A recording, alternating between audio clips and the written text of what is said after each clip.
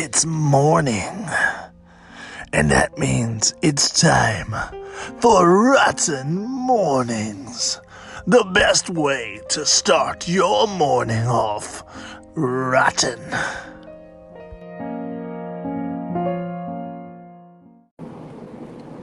Good morning, Matt. Good morning, Scott. How are you this morning? I'm exhausted. Oh man, I'm so glad that you brought that up because so am I. I feel it. I kind of want to send a shout out this morning to all the haunt actors who, it's Friday. If this is starting Hell Week for you, hey man, you have our love and support. Yeah, no shit. You might even see us eventually. Yeah. We hope to make it around to everybody. It's another episode of ROTN Mournings. Indeed. Longest one yet. Oh no. Is that what we're shooting for this morning? Oh God, no. Oh, thank God. Let's go under this time. Let's see if we can do our shortest episode ever. You guys have a ROTN morning. Have a right morning, guys. What let's talk about what we saw yesterday. Okay, what did we see yesterday? We had an episode of ROTN Mournings where we talked about Shadow. We talked about something for fucking 51 minutes. Yeah. And I'm a little bit upset about it because going over to the supernatural section, you said, man, we got to stop telling people these are going to be spooky. Yeah. And then you told the spookiest story we've told on ROTN Mournings. I told like probably two of the spookiest stories we've ever told at all. Oh my gosh. So that was fun. I thought it was fun. It's a good episode.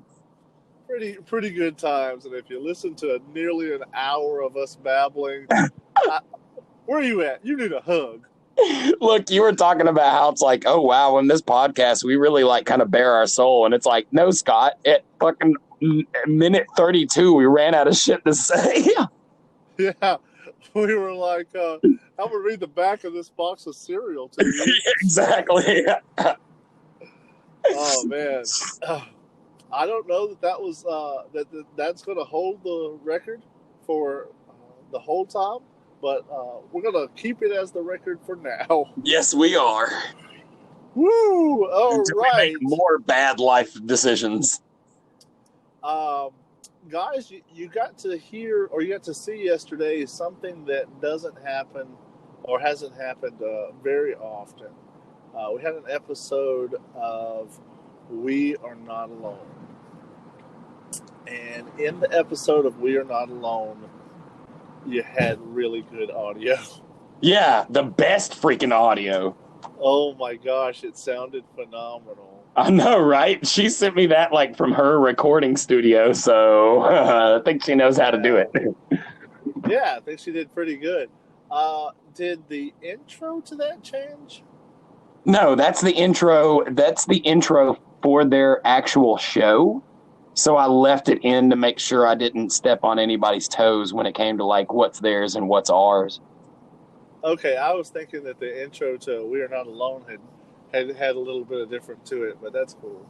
Yeah, it was the same. It's just right when it ended, there was like the intro to her show right after that. That was just the recorded intro where it said her name and what she was reading. Gotcha. But I was, super stoked about getting like another artist's like work, like somebody who is well, founded in themselves. She loved the episode. She said it was awesome. Oh, good. I'm glad. With the sound effects and all that stuff. Then we had an episode of Rotten Strips, and then after that we had Grim Story Time. Yes, I did. Did you get to watch any of that? I did. Interesting. There was a lot of references in that as the story was starting off. So yeah.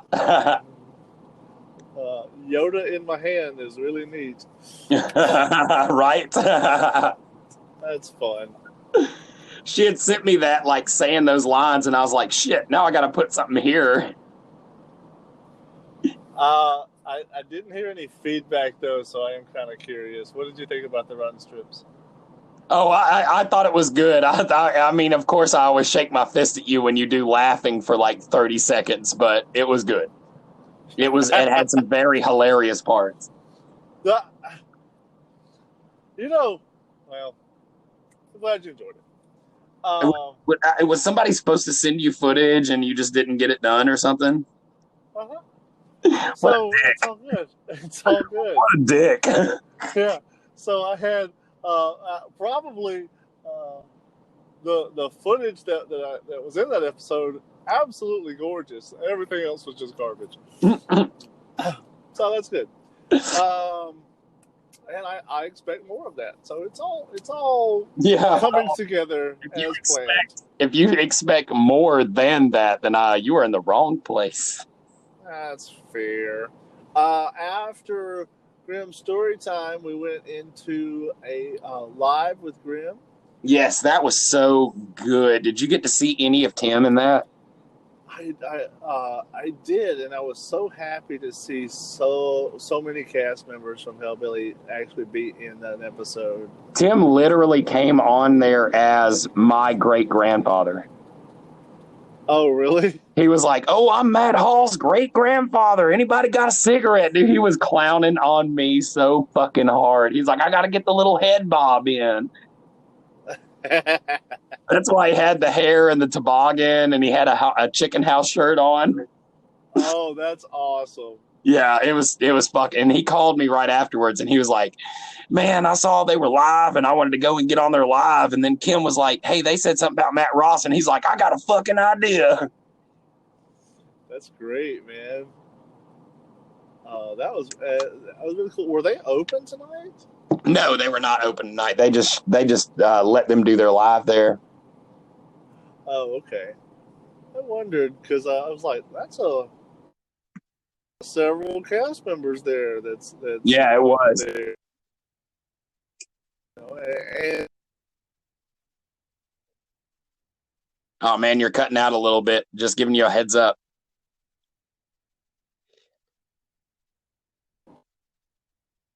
Stuff. So or a costume. So yeah, I can hear you now. You were cutting out a little bit there. Oh, all right. Sorry about that. I said it was pretty good. Very Thursday, good. Yeah? Maybe not as busy as our freaking weird ass Monday, but it's still a busy day, dude. We've lined Thursday up to be pretty packed. Pretty packed. Okay, and we have guys. We're gonna jump to commercial really quick, and we'll be back after the break to tell you what's coming up. Yes. The rest of the day.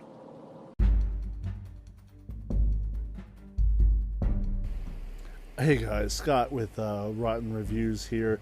Just wanted to let you guys know tonight at 8 p.m.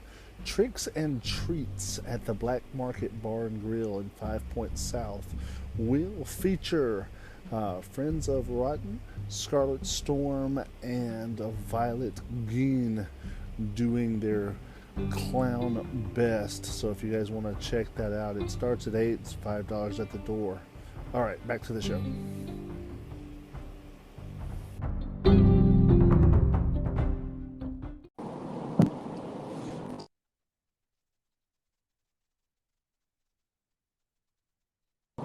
Yeah. Right?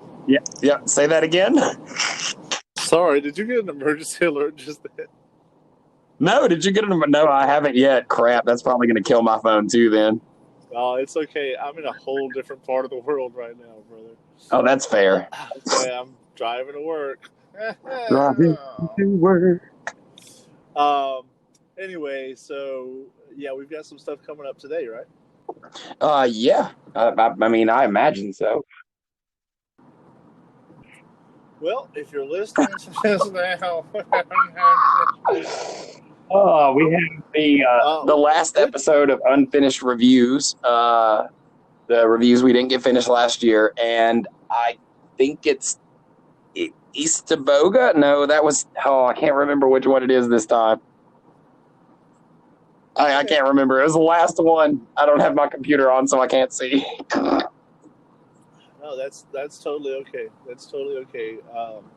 Those are fun little snippets, and probably today, I'm not sure what time, but probably I will put out a couple of 60-second reviews. Of Nice. I didn't get in. Yeah. I didn't get in. End of review. Yeah. The St. James Hotel is closed. Hella closed. Oh my goodness. No, just like a little quick little snippet from like the Thriller Night of Nice. Lights. Just a Cool. little thing about it. Yeah. For people who are wanting to see some other stuff, right? It's Hell Week. The haunts are going to be open, so having some reviews out to tell you guys where to go, and I know everybody's looking for, which haunt should I check out? So hopefully we'll have some more reviews up. Yeah, we'll have some more reviews coming out. I'm going to try to get them out as early as I can at the beginning of the week. They might get a little bit choppy because we're going to try to get a lot of haunts in this week and get the episodes. Right. And I've got to do 2 more episodes of We Are Not Alone and a whole bunch of other stuff. So, woo! Yeah. Like, at least we haven't filmed. Yeah, right. Thank God for that. Yeah. You also have like an anniversary coming up, Yeah, don't you? my marriage. It just so happens. Yeah. So that's a hell of a busy week, dude. Fucking hell. At least Brandy's like on vacation, so we can both be busy for our vacation for our anniversary together. Not to mention the fact that she has been way busier than me and doing way more stuff and literally like making everything work. So I feel like a dick bitching about being like spread apart. Yeah. Well, it's all give and take. So, all right. So we talked about the unfinished reviews coming. What else is coming up? It's a Friday. We should be pretty. Yeah, pretty then we'll have the Rotten Strips episode. That's my next episode. I can't wait to see what I come up with. Me neither. And then after that, we'll be going live from the Spook Trail. Oh, I eagerly anticipate that because cell reception out there also. No, it's not, crazy. And that place is fucking scary. It is terrifying. So, yeah, hopefully it'll work. If not, I'll see if I can't go live on the ride home or something. I'll figure out something. I really hate I didn't get to do it from Mountain Creek, but it is what it is.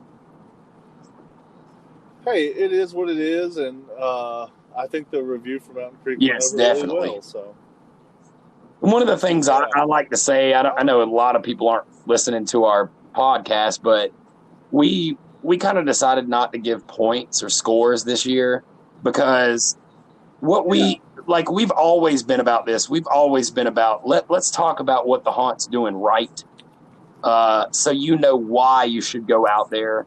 And we're not just going to harp on, all the stuff that they're doing wrong and why you shouldn't go. We want you to have what's good about the haunt, and then you make your decision of where you want to go, not what's bad about the haunt. Because, I don't know, man. I hate busting on people's ass for stupid shit like that. I just want everybody to go to the damn haunts. Alabama's got some of the best haunts in the biz.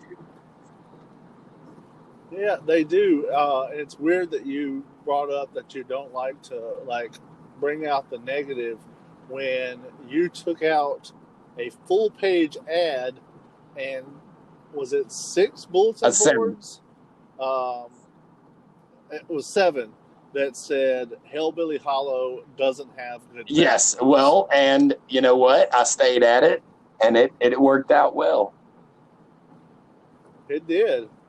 It did. Now they're leading the. Yes, they are. They are the head of the shit charge, if you will. I got a picture. Friends of mine were at Aatrox, and they have a big sign, and it says Pooh Village. I said, oh, okay, yeah. I was like, the kids are going to come back here and be like, fuck yeah, we get to meet Winnie the Pooh. Ooh, this is not what I thought it was. Yeah, this is way more fun. Yeah, it's there's a reason why Winnie hasn't ever been part of Build-A-Bear. Just, yeah, guys, come on in and make your own Well, I food. told you about that. I believe it was 2007, 2008. The hottest selling toy for Christmas that year was a little baby Winnie the Pooh that crawled across the ground. And I have no clue how it sold so well because it was sold as Crawling Baby Pooh. Yes. I love it. Fantastic. Cool, guys. Well, that's what is coming up. So hopefully you guys will get to check that out. I do want us to jump into at some point here soon. And guys, if you're just listening, this is just me and Matt talking. But I do want to jump in soon about some of these haunts and some things that we're seeing out there. It's across the board and not just specific For sure, to one yeah. haunt. So there may be a special episode of this, or there may be something new, but we will be talking about it soon. So, all right, you want to? Yeah, let's jump. Let's jump it. Give me just a second. When we come back from the break, we'll be in the spooky. Yes, we will. All right, you guys Stay have a on, rough guys. morning.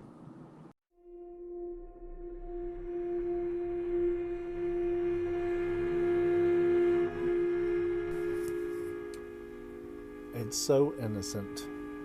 You walk into an arcade just wanting to have some fun, play some video games.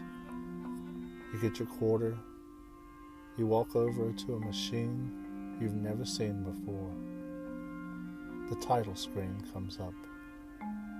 You put your quarter in, and now you're ready to play one of the biggest urban legends in video game history.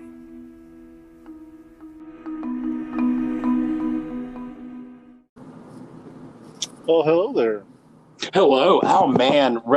I got to say, I want to applaud you real quick. Okay. That was probably the best intro to the spooky you've ever done. It was good and long. It was well said. It was recorded well. Just great job. Man, that really means a lot. I put a lot into it.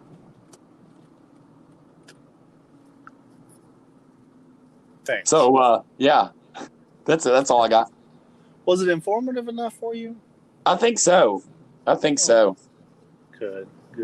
So what do you think about that topic? I'm mixed feelings.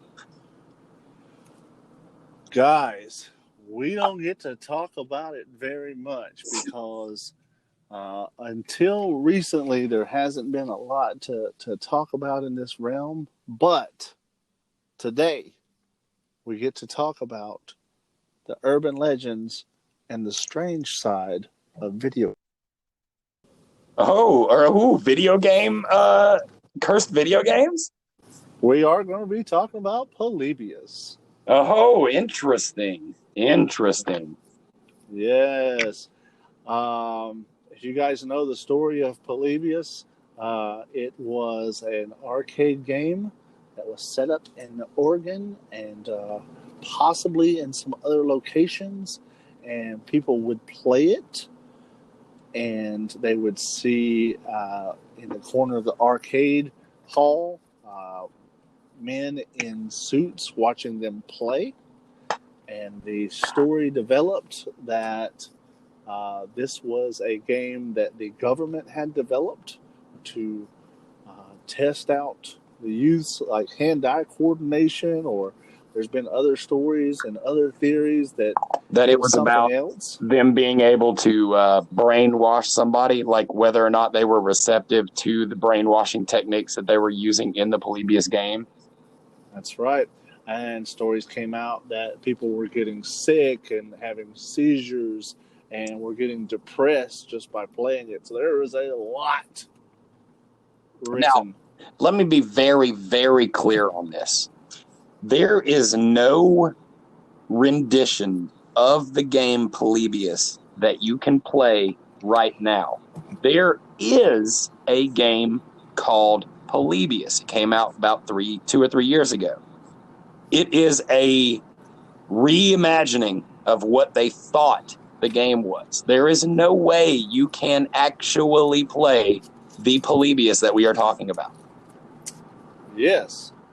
And there is a lot of data that points to the fact that even though this is a story we have heard for years, that this was all just a figment of someone's imagination. Yes, that there was never a Polybius game, that it was all just a, yah. But if we remember, this was during, Project Paperclip, and we're well aware of the government doing wild stuff at that time.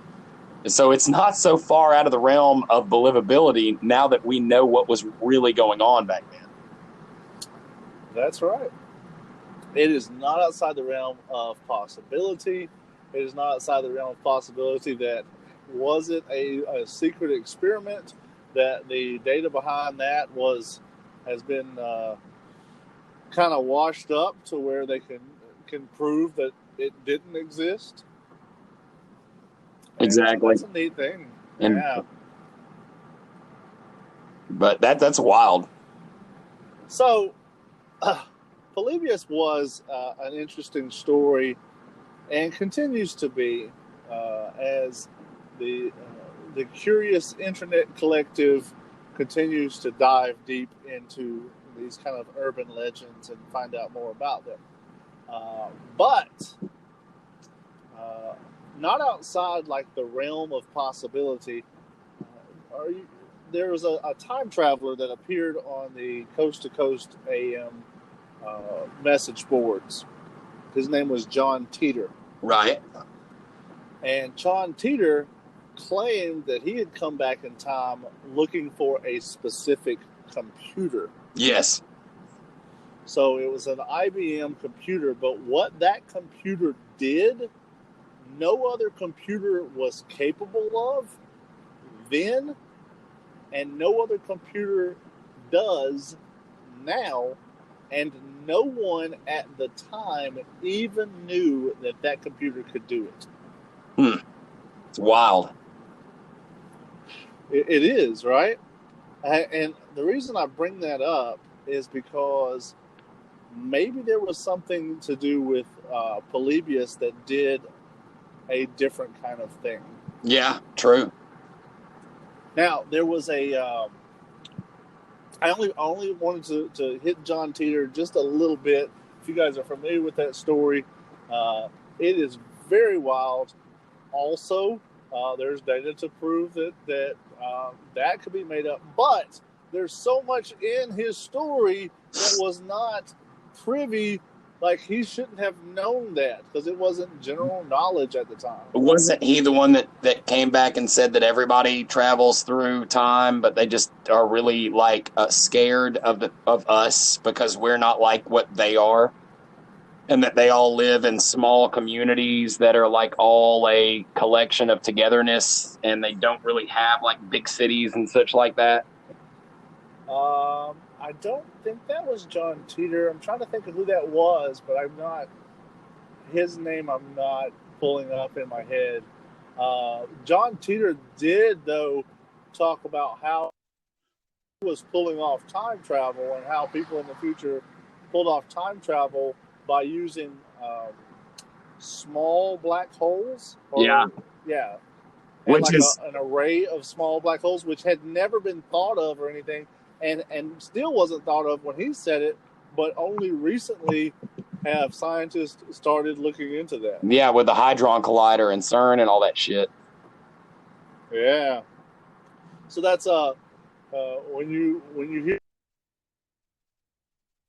the story, isn't always like spooky to me because it's kind of sci-fi and like you kind of play it off, but then every now and then it'll just strike that. Yeah, I'll that tell you deep another chord, interesting right? thing about Polybius is that there was like some stories about Polybius, but the stories about Polybius didn't get as widespread until, strangely enough, after the release of The Last Starfighter, 1984.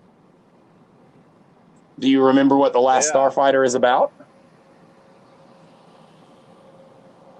A guy goes Refresh into me. a bar, plays a video game, wins top score. Alien race comes to him and says, "You're the best pilot we've ever met. Now we want you to fight for our galaxy."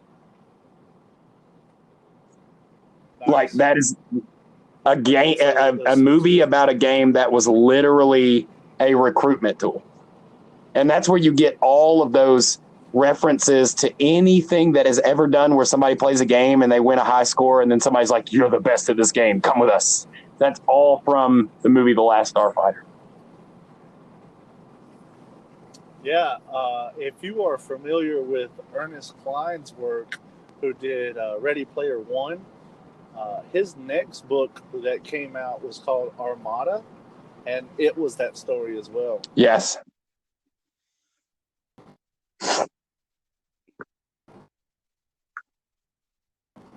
But yeah, I thought it was really, really fun, and it was a throwback to the 80s arcade. you're cutting out. You're cutting out again, boss.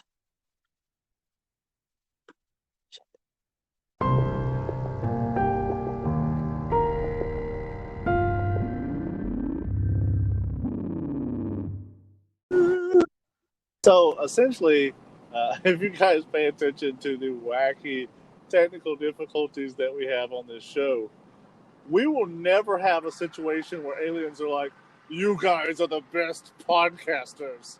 The hell you say? They're cutting the mics out, dude. They're trying to We're shut too us down. good. They're trying to shut us down. Yeah, we're too good at this.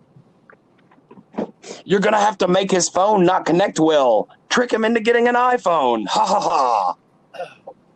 The other game that I want to bring up from that same kind of time, and it wasn't exactly when Polybius was, but it was roughly in the same time, is a game called Entombed. And if I recall correctly, Entombed was a home console game for the Atari. But Entombed used a mathematical equation that also has never been used again, and really wasn't capable at the time. Interesting. I don't think I've heard about that. It sounds like you're fascinated. Yeah, I know, right? Oh, it's so interesting. Hey, let me just go ahead and do a fact check on myself from literally 3 minutes ago. I mentioned how The Last Starfighter was the beginning of that trend, and wow, I couldn't be even more wrong. There's a movie that came out in 1982 that was literally the beginning of that trend. Do you know what that movie was? In 82, Tron. I see what you're doing here. Tron is exactly that. It's not exactly like a recruitment tool, but is more the suck into the game type of thing. Yeah. Man, video games, it's weird how much they affect culture now, but like they were totally a different effect on culture back then. Well, yeah, because back then they were like, "Oh, this game is risque," and it was like 2 bars, you know. That's fair. Like Custard's Last Stand, yeah. the banned game was like, it was just choppy, blocky garbage. You couldn't even tell what was going on. Yes, but that was a pixelated depiction of rape. Yeah, but not like you could tell. Okay. What about the Chainsaw Massacre game? Oh, which one? The one where you're just like running around as a Chainsaw Massacre killing people. It was so trash, but it was banned too. Oh, okay. It was just basically you as this pixelated thing with a chainsaw, right, in the middle of the screen, and people would just walk from left to right or right to left, and you're trying to touch the chainsaw to as many people as you can and kill. That's right. And it was a depiction of violence. Mm-hmm. I think it's so weird, dude. Like, you think about like Minecraft and like how in depth like stories have been in Minecraft and like worlds have been, and that's all like pixel based, like what we saw in those games. Exactly, just wild. So wild. And we started this by saying that there were these earlier like cursed or urban legend games. Polybius being the big icon name, but then you look at like Entombed, that isn't an urban legend. Like that actually is an actual game that has this weird thing about it, right? Oh, I hate that we even forgot this part, but a part of video game like history, Space Invaders was the first game that brought up like game difficulty. Yeah, it was a fluke. Yes, because how it was like a processing thing. If there were X amount of objects on the screen, they could only get it to go so fast. But every time one of those objects was taken off screen, it would speed up a little bit. That's right. So we introduced a difficulty because like even like Donkey Kong and Pac-Man, they didn't increase in difficulty. They just changed maps. Yes, and actually with Donkey Kong, with Missile Command, with Pac-Man, a lot of people that got good at that game, they would take plastic sheets and lay them over the top of the game, and they would draw time signatures of exactly what was going to happen because it was always planned the same way. That's right. That is absolutely right. So it got, if you got super in depth with it, you were going away from reactivity into memorization. Yes, it was no longer a game. It was like memorizing the same just pattern. Right. The video game greats were really good at that. But we have talked about the earlier cursed or urban legend games, but we have cursed and urban legend games now, don't we? Yes, we do. There's a lot of different, and it's weird though because nowadays the cursed game is a cursed copy of the game. Right. Majora's Mask has a cursed copy of the game story. It's terrifying. It's really terrifying. Like the shadow thing and how he looks, and he's always got the mask on through the whole game, and he's always sad. Yeah, not happy with it. Yeah, so I think there's video game SCPs too, right? Oh yeah, there's a lot of different video game SCPs, all the way down to just the Ghost in the Machine type of thing. Yeah, the fact that you brought up like if you buy the game, you probably don't have a cursed copy of the game, but there are certain cartridges or certain CDs that definitely have something completely different about them. And honestly, I've never done this before, but I'll pitch a YouTube channel that does a heck of a job on these cursed games. It's Tat's Top Videos. If you go back through their collection of shorts, you'll see they have a ton of great animated storytellings of these different cursed games. That's awesome. That being said, I do want to plug another game that was like, I remember there was a time when everybody was getting PlayStation mod chips because all these games for PlayStation would never come out because PlayStation were hardcore about censoring their stuff, right? Right. And there was this game called Thrill Kill that was the baddest game ever fucking made, and it never got released, and you could only play it if you got a copy from Japan and you had a mod chip. Okay. I didn't play that one. Thrill Kill was basically like a 4-player Mortal Kombat where you just beat the hell out of each other, and whoever like goes lowest, like goes highest on their energy field, they do a fatality and then take a person out. And then there'll be 3. Then you fight the 3, do another fatality, take the person out. And then when there's 2 left, you got like the special ending fatality you could do. That sounds cool. And like one of the characters, like a dominatrix, who would like hand you a shock baton, make you stick it down your throat, and then rub her boobs as you shocked yourself to death. And that is commonplace today. Yeah, it's like so easy nowadays. I saw that. I saw that just driving down the road here earlier. What's going on over there? Oh, a dominatrix. Rubbing her boobs. Well, also I don't recall right off the top of my head, but I think it's the only game that had the half torso man, where it was like the good half torso was up top and the bad half torso was on bottom, but it was 2 half torsos connected backwards, so it would walk on the other one's hands when it was a good guy. You know what I'm saying? Mm-hmm.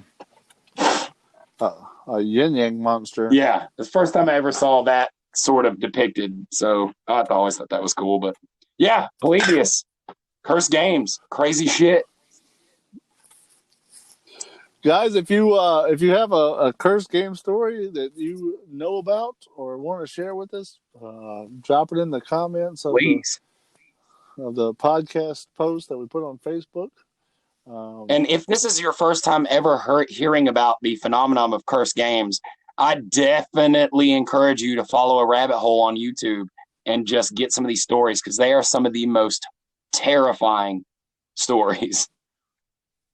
Yeah, they are, and probably told in a better way than we could have. Yes, because they have what's that word? They research, and they're smart. We're dumb as fuck. You cut out a little bit there, Matt. What was the thing that they had? The ability to research, work ethic. I don't know. Anything that means you're better than we are.